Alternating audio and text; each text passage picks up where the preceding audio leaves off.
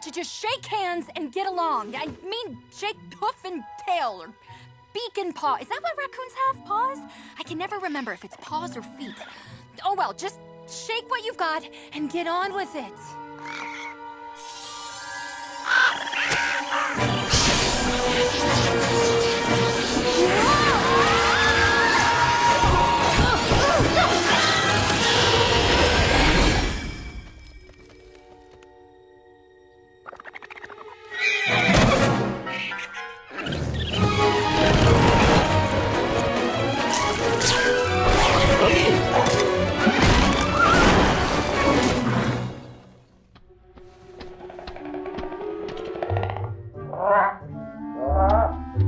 Okay, either we've somehow been magically shrunk down and imprisoned inside the shell pendant, or...